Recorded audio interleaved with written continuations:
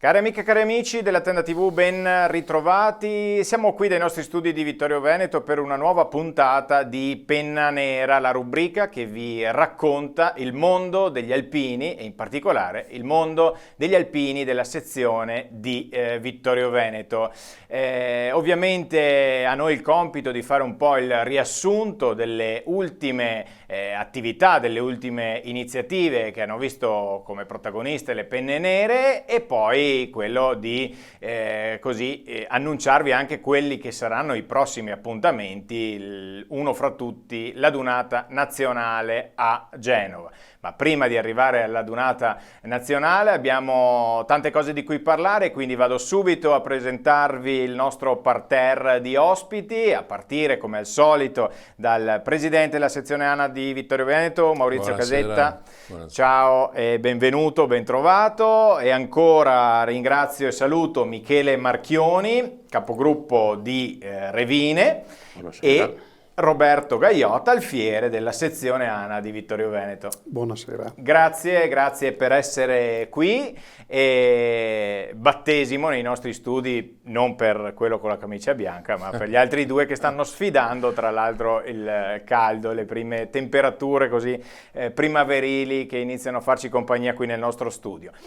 Allora, da dove partiamo? Noi ci eravamo visti alla fine dell'anno, a fine 2025, nei primi mesi dell'anno gli alpini sono stati protagonisti. Dove sono stati protagonisti, Maurizio Casetta? Beh, la cosa più importante che abbiamo fatto è una cosa istituzionale e il 1° marzo abbiamo avuto a Miane la nostra assemblea dei delegati, dove abbiamo eletto 3 nuovi consiglieri, perché come ben sapete ogni anno 1/6 dei consiglieri della sezione si rinnova. 3 sono rieleggibili perché ci sono 2 mandati, mentre 3 sono ex novo. Quindi quest'anno abbiamo avuto 3 nuovi consiglieri che per la prima volta si affacciano alla stazione di Vittorio Veneto per i nostri consigli direttivi che si tengono, lo ricordo, una volta al mese. Ecco, possiamo dire anche i loro nomi, così auguriamo loro buon lavoro? Allora, è rientrato dopo tanto tempo, è rientrato De Biasi Rodano, è rientrato anche Matteo Zambon ed è una persona nuova che arriva da Miane ed è Roberto De Biasi. Questi sono i 3, diciamo, eletti nuovi per i prossimi 6 anni, diciamo.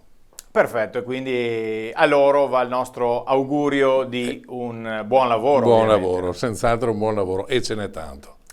Mentre, appunto, questo per quello che riguarda l'appuntamento istituzionale, insomma, Certo. proprio sezionale, ma gli alpini, invece, di tutta l'associazione si sono resi protagonisti in quel di Cortina e non solo, per le Olimpiadi invernali che tanto hanno dato lustro al nostro territorio e ovviamente non potevano mancare, Maurizio, le Penne Nere.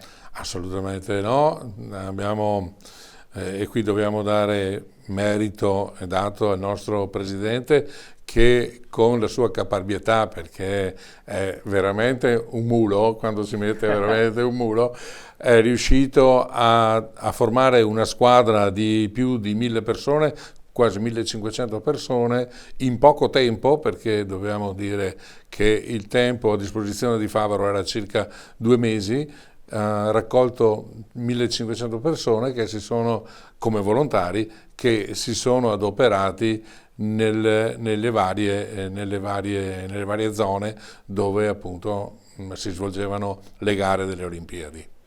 Ecco, e a questo proposito io passerei la parola magari Ai protagonisti. Perché appunto sia Michele Marchioni sia Roberto Gaiot hanno dedicato il loro tempo a questa iniziativa e quindi alle Olimpiadi invernali. Io partirei da Michele Marchioni. Allora, intanto per quanto tempo tempo appunto ha prestato servizio in quel delle Olimpiadi invernali di Cortina e un bilancio, com'è andata l'esperienza?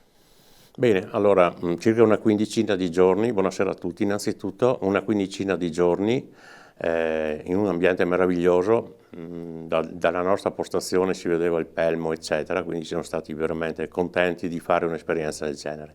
Per quanto riguarda le attività alle quali siamo stati chiamati a fare, si trattava principalmente di dare un supporto all'organizzazione Team 26, cioè agli organizzatori veri e propri delle Olimpiadi.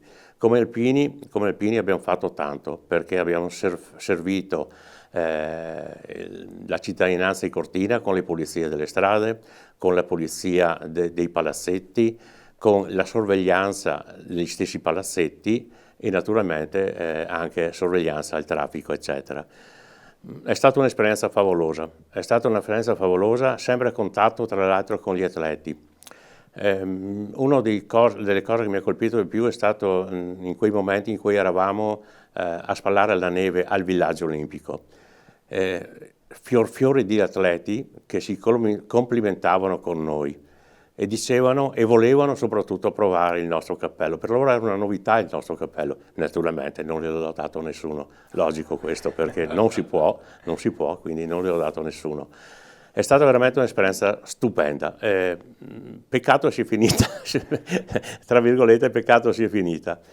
È stata quasi una scommessa la mia perché non sono giovanissimo, a parte qualche esperienza di protezione civile eccetera, tornare in campo a quasi 70 anni mi è sembrato di rinascere e sono stato veramente bene, nonostante le difficoltà iniziali, ma bisogna capire anche che organizzare una cosa del genere non è semplice. Se qualcuno non ha trovato di proprio gradimento l'ambiente dove eravamo, eccetera, ha fatto bene andarsene via. Noi siamo stati benissimo, abbiamo portato pazienza qualche giorno, la cosa si è sistemata, tutto quanto è andato a regime, c'era su Andrea Dabroi della Protezione Civile, c'era su Favero presente quasi ogni giorno, il Presidente, e quindi diciamo tutto bene. Io veramente sono stato felice e contento anche dell'organizzazione e si mangiava bene tra l'altro. Poi Sì. sarebbe stato il prossimo argomento del prossimo giro. Va bene.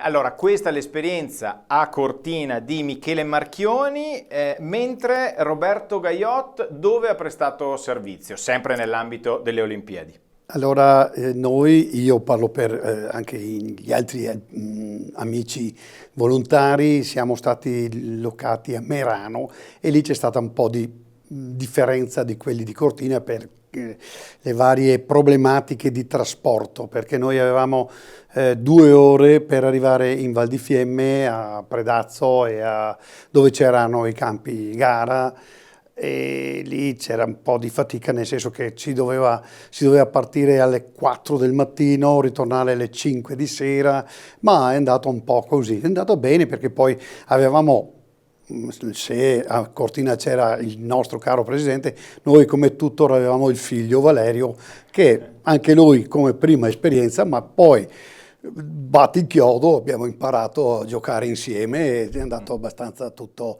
liscio.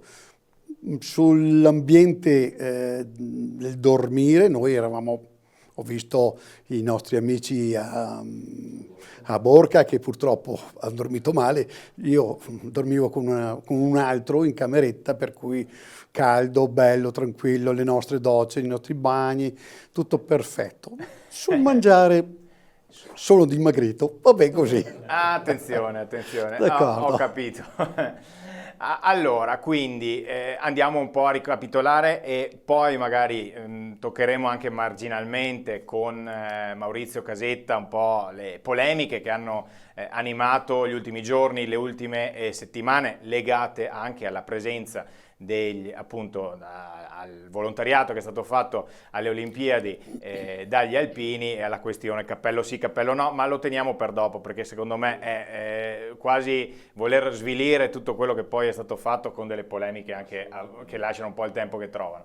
Però appunto ricordiamo che gli alpini sono andati lì, hanno svolto questo servizio e anche magari nelle prime ore, nei primi giorni qualche polemicuccia c'è stata, mostrata, insomma, come sono alloggiati gli alpini, eccetera, eccetera. Allora, prima abbiamo visto delle foto e abbiamo visto delle palestre, diciamo, con le brande, le classiche brande degli alpini. Allora io chiedo a Michele Marchioni, com'era lì la situazione? Ci ha già detto che si mangiava bene, ma a parte questo, com'era organizzata un po' la vostra giornata?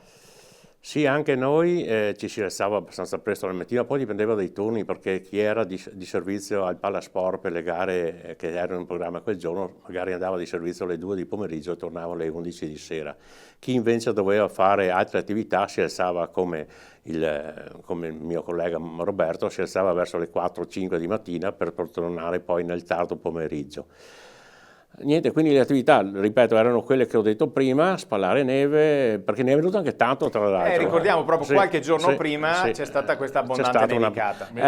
Meno male, sì, meno male. Ha creato qualche problema per arrivare su al villaggio di Borca di Cadore, perché la strada è abbastanza impervia, però l'esercito ha dei mezzi favolosi, di mezzi cingolati, e ci hanno trasportato avanti e indietro con quei mezzi là. Ecco. Tutto il resto, sì, le brandine, ok, torniamo un attimo indietro. Siamo stati in certi scenari in certi crateri, in certi scenari di terremoti, eccetera, dove si stava anche il peggio di qua. Alla fine, dopo 2 o 3 giorni così un po' di titubanza nel fare le cose, di prendere gli ordini, eccetera, ci siamo accorti che eravamo sì in 100, come vedete, eravamo circa 180, 170 in quella palestra là, poi sono arrivati su l'esercito e i privati, hanno sistemato bagni, docce, ci hanno fatto sentire a casa, nessun problema, avevamo le nostre docce calde, avevamo i nostri bagni, avevamo tutto a posto. Chiaramente i primi giorni bisognava portare un po' di pazienza. Ma gli alpini non hanno di questi problemi. No, assolutamente. Intanto vediamo appunto qui Michele Marchioni insieme a Larry, prima l'abbiamo visto insieme ad altri, anche a degli atleti, e abbiamo visto questo scenario veramente molto, molto bello, a parte appunto le brandine che stiamo vedendo. Ecco, quello è il Pelmo. Esatto, quello è il Pelmo, sì. Credo che anche il panorama, anche se ci sono state appunto delle difficoltà oppure qualcosina, quel bel clima olimpico, ecco, guardate queste foto veramente favolose, credo che anche il panorama potesse contribuire ad alleviare, insomma, eventuali fatiche, giusto Marchioni? Sicuramente sì, ribadisco, sono stato molto felice di questa esperienza. Mi è piaciuto soprattutto tornare in caserma, perché avevamo alla sera un colonnello dell'esercito, degli alpini chiaramente, che faceva il debriefing, e quindi ci ha cazziato delle volte, perché c'erano degli alpini, colleghi nostri alpini, che non si comportavano proprio bene, però sono fatti loro, quando vai là sai che devi comportarti a livello militare, c'è poco da fare. E questo colonnello ogni sera ci faceva il debriefing, sì, dicendoci cosa non era andato bene nell'arco della giornata, però anche facendoci i complimenti ricevuti anche dalle alte autorità dello Stato italiano. Ci portava veramente e ci faceva sentire bene in quella situazione là. Ecco, quindi insomma una bella atmosfera, ecco. Sì. Diciamo così, la stessa cosa io la giro a Gaiot, allora situazione insomma un po' diversa, voi eravate in una parte un po' più decentrata, quindi non era Cortina, però insomma l'atmosfera anche che si respirava lì da voi, insomma, com'era?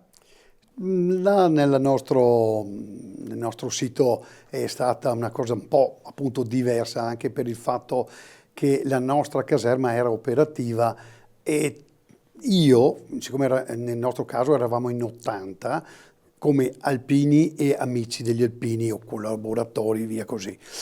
E io ho sentito il ritorno del passato, quando eravamo in caserma, quando c'era il momento di andare a fare la colazione la mattina, in quegli orari precisi, o se no guai, perdevi tutto, e il pranzo, la mensa, e poi andare in giro per caserma non tutta, perché ci era stata un po' vietata. Anche il colonnello nostro che ha fatto il briefing ci ha detto: signori, voi dovete imparare a comportarvi qua dentro perché siete comunque dei civili.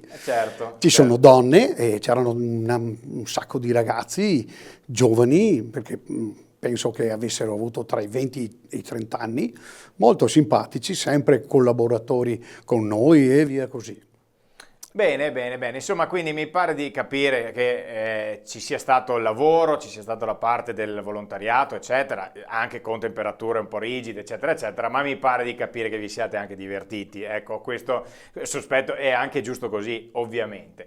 Veniamo a Casetta. Allora, nei giorni scorsi ci sono state delle polemiche, perché? Perché al termine del percorso che hanno fatto alcuni dei volontari non alpini, che però hanno fatto questo percorso anche di formazione con l'ANA, è stato consegnato loro il cappello alpino. Questo ha fatto un po' infervorare più di qualcuno. Allora ho paura, Maurizio, chiederti cosa ne pensi. No, allora, prima di tutto, siccome l'argomento è un po' ostico, No, appunto. lasciami sedimentare un po' la cosa. Prima di tutto volevo ringraziare Michele e Roberto, perché loro sono due dei nostri alpini tesserati con noi che hanno fatto questa esperienza.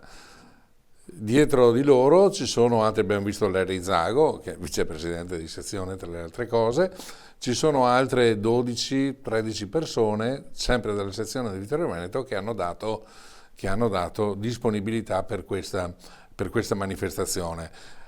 Oltre alle persone abbiamo dato a disposizione, e vorrei fosse ricordato, il nostro pulmino. Il nostro pulmino ha fatto tutte le Olimpiadi, sia le Olimpiadi diciamo classiche normali che le Paralimpiadi. Quindi è rimasto a Borca di Cadore da gennaio fino a fine febbraio. Ecco, quindi un merito va anche al nostro pulmino, che si è sorbito quasi 6.000 chilometri nella neve. Ma al di là di questo, che è una battuta, ritornando un po' seri. Non sviare dal discorso, perché vedo che stai cercando. No, ci arrivo adesso. Allora, volontari durante le Olimpiadi c'erano ovviamente gli alpini, che hanno fatto il servizio militare nell'esercito nella specialità degli alpini, e c'erano anche i nostri amici degli alpini, tesserati come amici degli alpini, e aggregati, tesserati come aggregati. Allora, una cosa ci tengo a dire, perché poi ho letto di tutto di più, però credo che sempre il nostro Presidente abbia messo un punto fermo sulla cosa.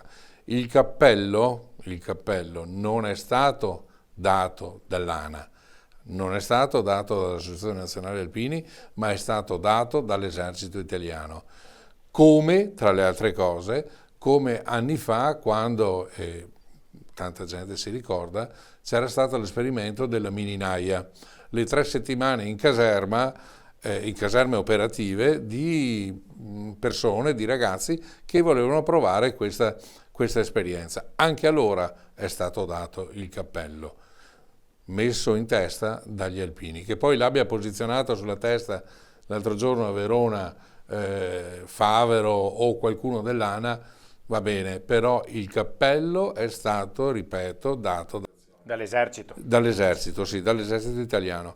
La cosa è che comunque loro hanno il cappello di alpini, lo possono portare perché gli è stato consegnato dall'esercito, però per l'Associazione Nazionale Alpini, come da statuto, se non hanno fatto i 60 giorni di caserma o di servizio per l'esercito italiano, rimangono iscritti come aggregati o amici degli alpini.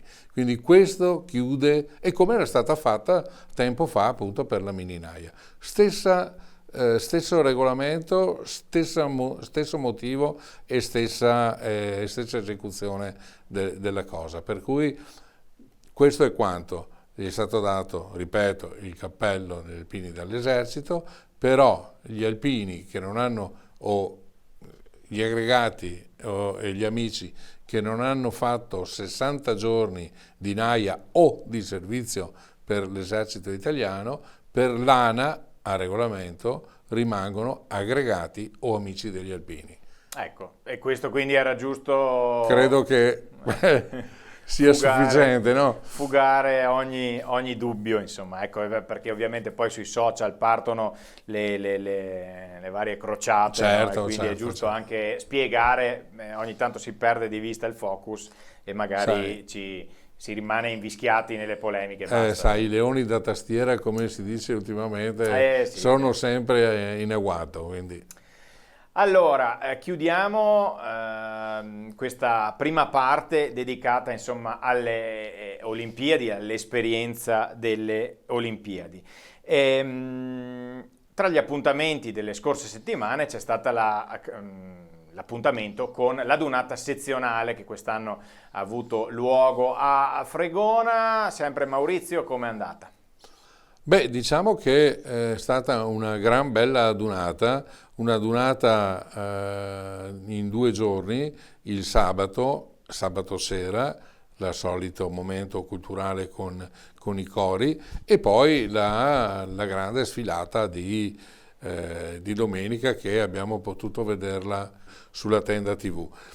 È stato interessante l'inaugurazione di quella opera, di quel monumento che è stato posizionato, diciamo, all'ingresso di Fregona, quindi sulla strada di passaggio, sulla strada provinciale di passaggio che porta in Cansiglio. Questo il sabato pomeriggio, ed eccolo lì, vediamo anche lo scoprimento della... Ecco. È un cappello da alpini con un significato particolare, e l'artista che ha fatto dice che ha voluto dire che quel cappello di alpini significa che gli alpini sono infiniti, gli alpini sono da qui all'eternità. Questa era la motivazione dell'artista e la prendiamo come tale. Domenica invece, domenica mattina, abbiamo una gran bella giornata e abbiamo fatto la nostra sfilata con, tra le altre cose, con alcune sezioni amiche, oltre alle classiche nostre consorelle, che ormai le chiamiamo consorelle, che sono Belluno, Treviso, Conegliano e Valdobbiadene. Quest'anno si è aggiunta una sezione che è stata praticamente una sorpresa, l'abbiamo trovata lì quella mattina, è la sezione di Brescia, quindi una sezione da Brescia che ha voluto partecipare alla nostra adunata di Fregona. Un plauso va ovviamente al gruppo di Fregona, che si è veramente impegnato al massimo, e del suo capogruppo Giuliano Barel, che ha voluto caparbiamente portarsi a casa l'adunata del 2026. Ce l'ha fatta, ci è riuscito ed ha fatto un bel lavoro. Eh sì, intanto continuiamo a vedere le immagini di Fregona. È stata una bella 2 giorni, l'apertura, diciamo così, con appunto l'inaugurazione del monumento, le cui immagini abbiamo viste pochi minuti fa, poi la serata animata dai 3 cori sezionali. È stato bello vedere tutti e 3 i cori partecipare a questo concerto. La chiesa era gremita, è stato molto bello appunto ascoltare i 3 cori sezionali, e poi lo stiamo vedendo adesso nelle immagini, questa bella giornata soleggiata. Abbiamo visto appunto Fregona che è stata invasa dagli alpini della sezione, quindi con questa sfilata da nord verso sud, diciamo così. C'è stato il primo momento appunto con i discorsi presso il monumento davanti al municipio di Fregona, per poi discendere, passare vicino al nuovo monumento che era appunto stato inaugurato il giorno precedente, per poi arrivare davanti alla chiesa di Fregona e per poi partecipare alla Santa Messa. Siccome entrambi i nostri ospiti di verde vestiti che sono qui in studio c'erano all'adunata di Fregona, allora io intanto chiedo partiamo da Roberto Gaiot, lo ricordo, ricordo anche alfiere della sezione, quindi lo vedete spesso nelle nostre immagini portare appunto il vessillo della sezione. Allora, com'è andata e com'è stata questa 2 giorni alpina a Fregona?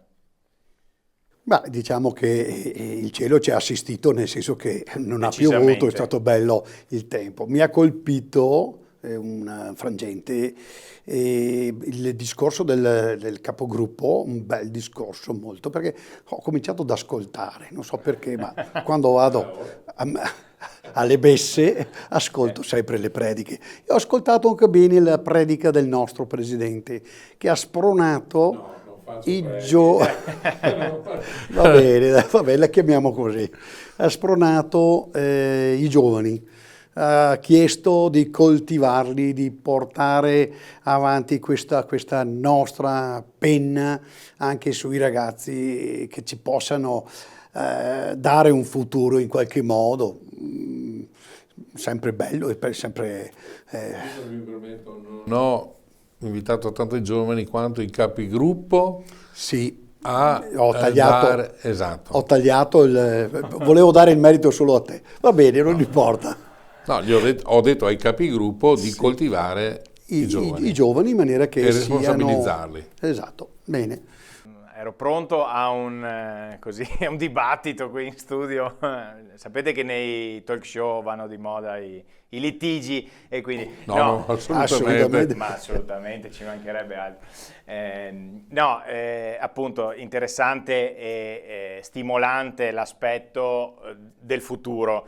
Maurizio Casetta l'ha sottolineato appunto con forza anche nel discorso appunto in quel di Fregona, cioè e domani che cosa succederà? È bello partecipare alle adunate, è bello fare feste insieme, ma poi questo, se volete facciamo anche 2 parole, Maurizio, appunto, ti sta molto a cuore il futuro degli alpini, cioè bene vivere l'oggi, ma poi... Beh, difatti quello che io ho detto a Fregona è ok, adesso siamo qua contenti, siamo ancora vitali, anche se la media della nostra sezione, ma corrisponde con la media più o meno nazionale, è di oltre i 70 anni la media di età. Per cui fra 10 anni chi saremo e cosa faremo? E quindi dovremmo, comunque la forza rimane sui nostri giovani, per cui dovremmo, e questo è compito dei capigruppo soprattutto, contattare i giovani, fargli amare la nostra associazione, ma per far amare la nostra associazione bisogna responsabilizzare i giovani, se no non entrano nella nostra associazione. Ho fatto l'esempio di altre associazioni dove ci sono tanti giovani che entrano, e noi siamo un po' meno attraenti. Perché? Perché siamo, diciamocelo pure, siamo piuttosto anziani, per cui non attraiamo la gioventù. Però se i capigruppo cominciano a portarli dentro, a farli lavorare, a responsabilizzarli sulle faccende dei gruppi, io credo che potremo avere ancora futuro. Passo la parola a Michele Marchioni, ma potremmo anche rimanere nell'ambito di questo discorso, di questa riflessione che stiamo facendo e secondo me ci ricolleghiamo anche al tema del volontariato, no? Quindi giovani, volontariato, l'esperienza che voi avete fatto alle Olimpiadi di cui abbiamo parlato in apertura della nostra puntata sta a testimoniare proprio questo, cioè voi avete deciso di mettere in campo le vostre forze, dicevamo, per 15 giorni, giusto?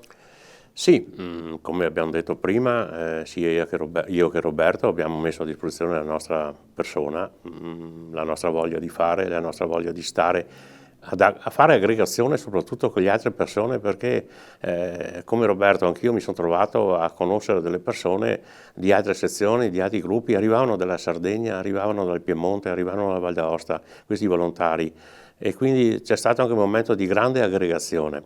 Se mi permetti, vorrei tornare sul discorso di Maurizio di coinvolgere le persone. Ho trasferito questo messaggio, ho sentito a Fregona, un messaggio molto importante del nostro Presidente, e l'ho trasferito al nostro gruppo.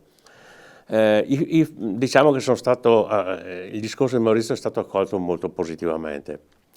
Cerchiamo di lavorare, di scavare, di fare, di brigare per poter portare in ANA persone giovani. Non importa se non sono alpini, lo diventeranno con calma, lo diventeranno amici soprattutto, perché è importante portarli a essere amici. Aggregati e amici. Io dico che il discorso di Maurizio è stato importantissimo, l'abbiamo recepito, io l'ho portato, io personalmente, ma come tutti gli altri capogruppo immagino, l'abbiamo portato nel nostro gruppo ed è stato accolto positivamente. Speriamo insomma che questo possa essere un volano, diciamo, per una nuova fase Sì. che appunto vada a stimolare un po' le giovani generazioni sul fatto che è bello fare volontariato anche in un clima così di amicizia, di simpatia, di goliardia, come solo gli alpini sanno fare, però è giusto impegnarsi e donare il proprio tempo per gli altri, Maurizio, giusto? Certo, assolutamente sì, e questo era il messaggio che io volevo dare, e volevo ricondurre anche il discorso alla protezione civile. Nel stesso momento che noi abbiamo fatto la dunata sezionale a Fregona, a Vittorio Veneto, in Piazza del Popolo, c'era una tensostruttura nostra, una tenda gonfiabile con i nostri mezzi per promuovere la protezione civile. Perché anche lì, ovviamente, come gli alpini, l'età è un po' elevata. E devo dire che con la comunicazione corretta, giusta, siamo riusciti ad avere, e con l'immagine che abbiamo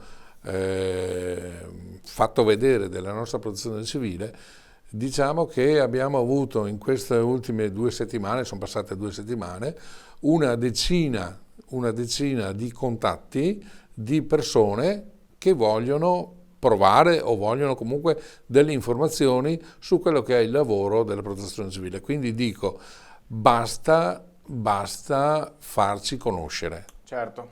Bisogna farci conoscere. Quindi importante, insomma, è l'opera di comunicazione, che va bene con tutti i nuovi mezzi di comunicazione, ma poi bisogna anche parlarsi direttamente. Bisogna essere sul campo. Esatto, e far capire anche quello che Certo. è l'operato, ad esempio, della protezione civile dell'ANA. Andiamo verso la fine del nostro appuntamento. Maurizio Casetta, raccontaci quali saranno i prossimi appuntamenti e quale sarà l'appuntamento principale. L'appuntamento principale che abbiamo adesso è la seconda domenica di maggio, come di consuetudine, ed è la dunata nazionale. Quest'anno saremo a Genova, come tutti gli anni c'è sempre un po' di polemica perché, ma poi come tutti gli anni alla fine della dunata gli alpini saranno contenti e anche gli amministratori altrettanto saranno contenti altrettanto, perché gli alpini, da che mondo è mondo, quando lasciano lo spazio che hanno occupato, posso dire, lo fanno più bello di prima. Non è bello, ma diciamo rende l'idea. Quali sono, se ci sono, degli appuntamenti che coinvolgeranno la sezione nostra in prima persona? Sono gli appuntamenti classici. Non ho ben presente ancora come si muoveranno le salmerie, okay, perché stanno definendo come muoversi le salmerie, ma per il resto ovviamente ci sarà l'alzabandiera, la messa, la sfilata, tutte le cose. Là per me poi ci sarà anche un convegno il sabato mattina, ma è tradizionale, con gli FMS, quindi con tutti i gruppi, tutte le sezioni italiane e le sezioni estere, quindi ci sarà molto lavoro, perlomeno per quanto riguarda me e i vicepresidenti, che appunto che lavoreranno con me, ci divideremo un po' i compiti perché altrimenti Certo. non ce la facciamo. Per la sfilata di domenica avete qualche numero di più o meno una stima dei partecipanti della nostra sezione? La stima l'avrò credo entro la fine della settimana, ma dai numeri che sto raccogliendo saremo circa 300 persone che partiranno, andranno a Genova per la Dunata degli Alpini appunto di quest'anno. Speriamo qualcosa di più, ma non possiamo, la strada non è proprio semplice. Genova non si presta moltissimo a questa cosa perché è una bellissima città, però è lunga ed è stretta, per cui i classici accampamenti, le classiche locazioni per gli alpini, sono abbastanza chi è stato fortunato ha trovato in centro, ma gli altri sono molto in periferia. Ok, comunque staremo ovviamente a vedere, noi della Tenda TV ci saremo, certo. E quindi l'invito che vi faccio è quello da una parte di seguirci sui nostri social perché sin dalla giornata di sabato avremo delle brevi interviste, dei veloci contributi che insomma vi faranno vivere un po' l'attesa per la grande sfilata di domenica. Dopodiché domenica a partire dalle ore 9 ci sarà il collegamento in diretta con Genova, quindi potrete seguire tutto lo sfilamento dall'inizio alla fine. Ormai la fine non si sa mai quando. Ci sono delle stime anche qua, Maurizio, non lo so. Ma vogliono farla più corta, vogliono stringere un po' lo spazio che c'è tra una sezione e l'altra. Perché le ultime sono andate un po'. Sì. Non bastava un giorno. Esatto. E quindi comunque ci sarà il collegamento fino al passaggio della stecca finale, certo. E quindi noi saremo in collegamento da lì nella giornata di domenica. Maurizio, al volo altri appuntamenti, ma poi ci torneremo. Abbiamo 2 appuntamenti fondamentali. Abbiamo un anniversario che purtroppo è stato un disastro ed è il terremoto in Friuli del 6 maggio.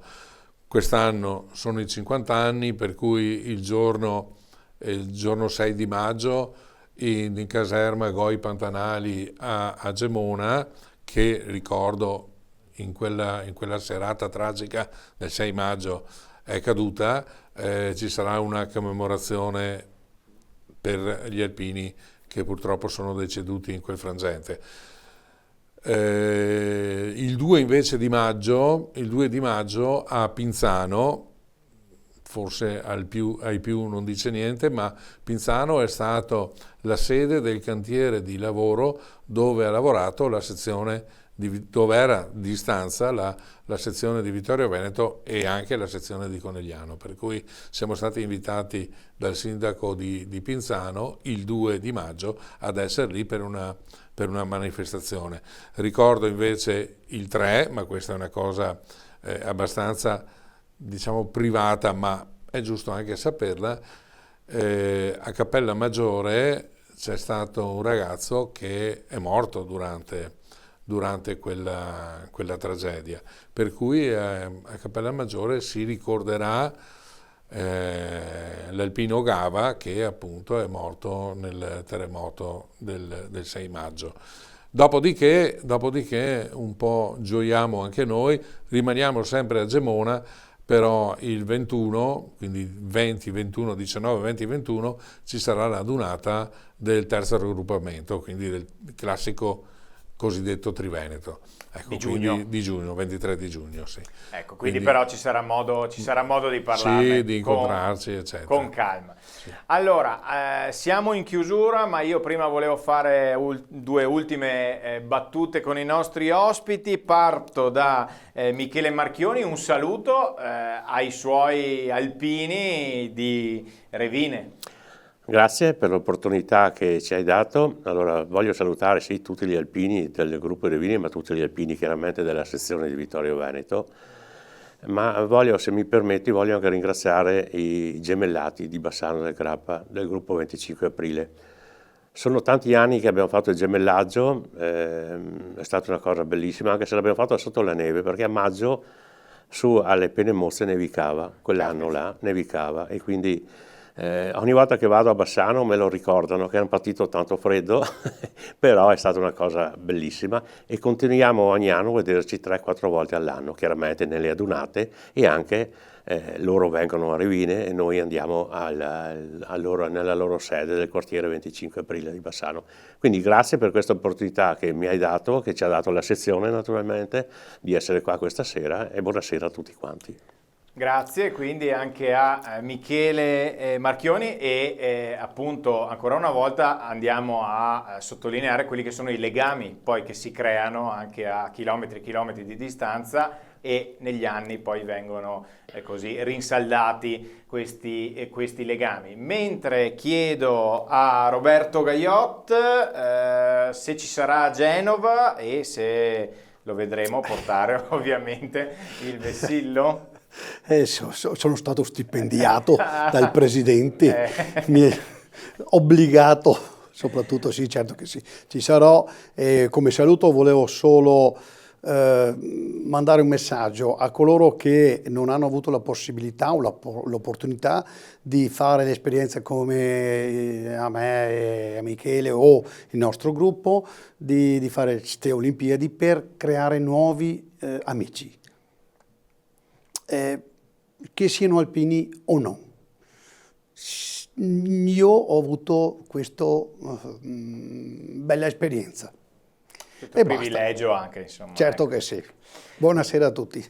Bene, e quindi grazie anche a Gaiot. Quindi andiamo a chiudere. Ringrazio e saluto Maurizio Casetta, presidente della sezione. Dica. 5 secondi, dica, perché dica. parlavamo di volontariato prima, ed è arrivato oggi, proprio fresco di stampa, il libro verde della solidarietà dell'ANA nazionale, dove vengono raccolti tutti i dati relativi alle ore di volontariato che ogni alpino, ogni gruppo e ogni sezione ha dato all'ANA nazionale, e appunto i soldi che abbiamo raccolto in Quindi beneficenza. vengono raccolti un po' tutti i numeri? Sì, assolutamente, vengono raccolti E tutti allora siamo curiosi di sapere. Esatto, allora sono state date da tutta Italia 2.594.444 ore di lavoro Nel 2025. nel 2025, con un totale di beneficenza che sono 6.496.078 euro. La sezione di Vittorio, sezione medio-piccola, nel suo piccolo ha fatto 18.328 ore di volontariato e ha donato in beneficenza a denti, eccetera, 24.771 euro. Credo che siano dei buoni numeri. Certo. Chi vuole far parte di questa organizzazione, di questa associazione, che durante l'anno, anche se vecchiotta, come ho detto prima, riesce a fare ancora questi numeri, le porte sono aperte, spalancate, e l'auspicio ovviamente è quello che si possano incrementare questi numeri, ovviamente. Assolutamente. E quindi con l'innesto di nuove forze e soprattutto di forze giovani e fresche, ovviamente questi numeri potrebbero migliorare, che poi ricordiamo sono le ore di lavoro di cui ci ha parlato certo. Maurizio Casetta pochi istanti fa, sono ore donate alla collettività, certo. ecco, tutti noi, quindi ecco, se le vogliamo valorizzare, poi vabbè. Sì, poi lì c'è tutto l'altro. Esatto. Ok, allora se il presidente mi dà sì, certo. l'ok, ecco, io vado a salutare gli ospiti e quindi facciamo al contrario. Roberto Gaiot, alfiere della sezione ANA di Vittorio Veneto, grazie per essere stato qui con noi. Grazie a voi. Michele Marchioni, capogruppo di Revine, grazie per essere stato con noi. Grazie a voi per l'invito. E dulcis in fundo Maurizio Casetta, presidente della sezione ANA. Grazie a te, come sempre. Vittorio Veneto. Ci diamo appuntamento alla Dunata Nazionale di Genova, quindi il secondo weekend di maggio ci sarà modo ancora di parlare di alpini, di mostrarvi le immagini direttamente da Genova e soprattutto di sentire le voci degli alpini come di consueto. Grazie a tutti voi per averci seguito, appuntamento alla prossima.